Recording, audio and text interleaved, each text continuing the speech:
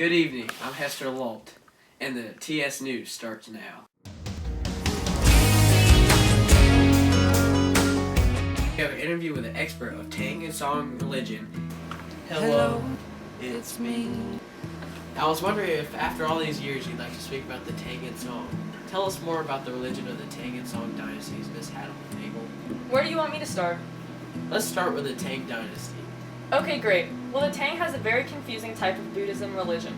Unlike many religions, we do not have a holy book. We have a poem called the Hymns of Wisdom that explains some of our beliefs and morals. What do you? I believe we have a complicated religion because we have some of the smartest minds in the world. Oh, okay, wow. Let me show you an example of our complicated religion. We believe we should follow the Chan and Zen, which leads and helps us meditate and see natural beauty. That sounds very complicated. Yes, it is. We try to convert people by the combination of royal patronage that also helps people find refuge from the political distress in the dynasty. We do not have any major deities or gods. Well, this is very interesting, but we need to move on to the Song dynasty. They have another complicated religion. They call it Neo-Confucianism. Tell me more. Well, they studied classical books and believed in rank, obligation, difference, and family tradition. They believed the authority of the house should be the patriarch. Many people converted because of the scholar gentry influence. They believed their past or history will guide them in the future. Like us, they did not have any major deities in their religion. Wow, you know your Song dynasty.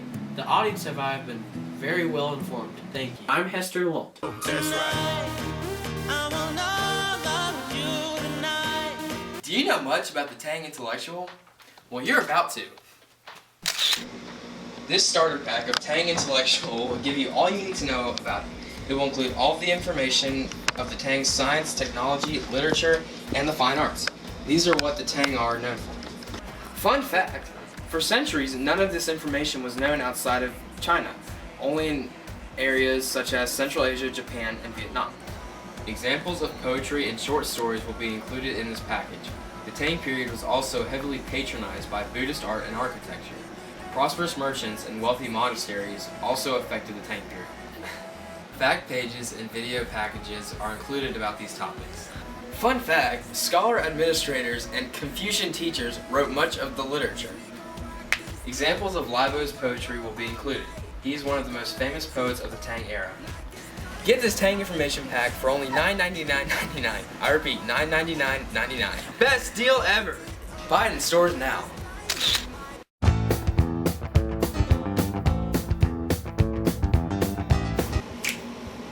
Five, six, seven, eight. We know you've been waiting for a landscape painting from the Song Dynasty. The artists work in their spare time. They were amateurs whose work was divine. Most of the paintings were created by rulers. They left the jewelry making to the jewelers. They finished their paintings with a seal. Then they would sell them for a good deal. We know you've been waiting for a landscape painting from the Song Dynasty.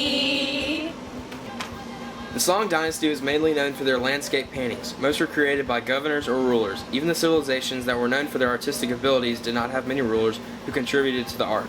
Landscape paintings reinforced the identity and values of scholarly elite across the vast spaces of the Chinese Empire as well as across time. They were also made for pleasure more than for show.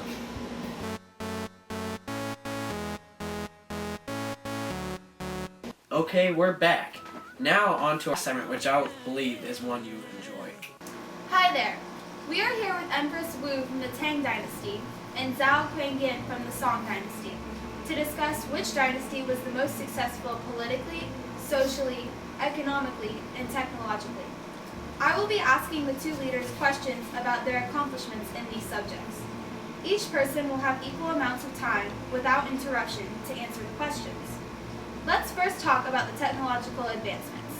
Empress Wu, what do you think is the greatest technological accomplishment of the Tang Dynasty? Well, there are many different technological advancements that were achieved during the Tang Dynasty. For example, we created new tools for agriculture and made farming much easier. Also, banks and paper money allowed us to have economical and social prosperity. We were able to regulate the flow of water by the use of dikes and dams. Also, because we were able to find a better way to build bridges, our infrastructure improved greatly. All of these accomplishments I have just named are very important, but I think that our use of coal for energy was the most important because it created better fuel efficiency, which is, in my opinion, the most important factor in a country's economy and affects the everyday lives of the citizens. Why do you think that your dynasty is more important economically?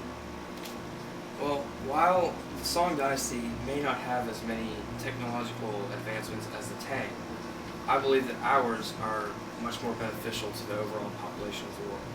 For example, the Song Dynasty was the very first people to use compasses for sea navigation. This made traveling across oceans much easier for sailors.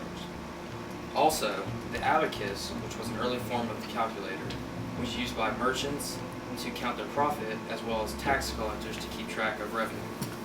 The Song Dynasty also invented the movable type. Why do you think that your dynasty is more successful economically? The Tang Dynasty was much more prosperous economically because of how skilled our people were in textile and silk making. Involvement in these commercial activities led to the domestic and international trade with India. We also developed a new currency of small bronze coins to help increase trade. We had a large market economically where almost all of our industries flourished. Agriculture was also a big part and started to rise in importance towards the end. Alright, let's hear from the Song Dynasty. Well, that might have been good and all, but during the Song Dynasty, we improved on basically everything the Tang had. Our per capita income increased as well as the population. We improved seeds for rice and other crops and developed gunpowder. Merchants had overseas trade as far as East Africa, and we developed the first printed paper money with a unified tax system. Our agriculture had a massive expansion of agriculture with much more land becoming arable, and we had a large increase in our irrigation technology. Why do you think your social classes are better? Well, first off, in the Tang Dynasty, the opportunities for personal expression has been increasing for upper-class women. Women's opportunities for personal expression have also been increasing in the Song Dynasty as well. What about all the beheading that goes on in the Tang Dynasty? Well, we're not going to talk about this punishment right now. We'll save that for another time. Our last and final question deals with the topic of political views. Empress Wu, please tell us about your political views about your government. The Tang ruled confidently and powerfully during its rule. Confucianism led to all the decisions in the government. The Tang also reconquered the northern and western lands that China lost since the decline of the Han Dynasty. What about the Song Dynasty? The Song rulers strongly promoted the interests of the Confucian scholar gentry. Emperor Taizu began reigning in the year 960. During his 16-year rule, he instituted successful politics and won his wars of expansion. This is definitely why we have the better government. Alright, this debate has now come to a close. I'd like to thank everyone for coming. Thank you for having us. Hello, I'm Dustin Arnell.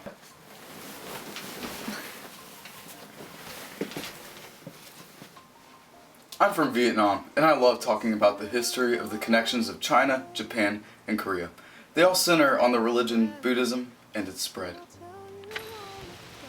Oh look, a squirrel! This reminds me of the early hunting and herding peoples of Korea before the Chinese settled onto that land. Korea was the most profoundly influenced by China out of all the Asian countries.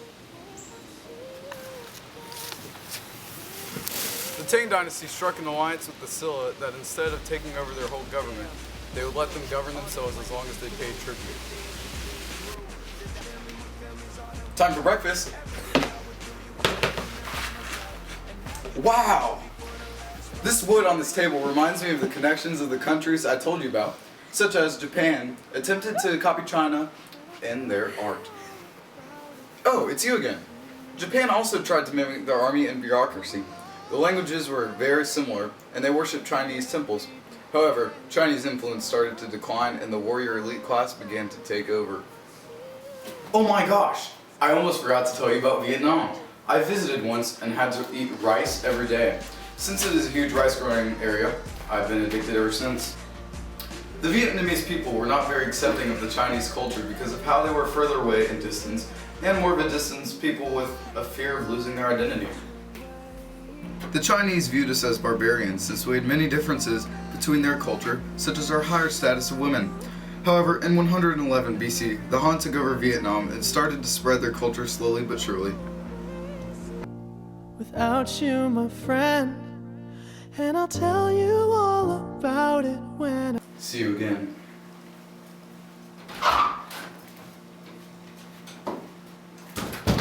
Oppan Gangnam Style. Gangnam Style.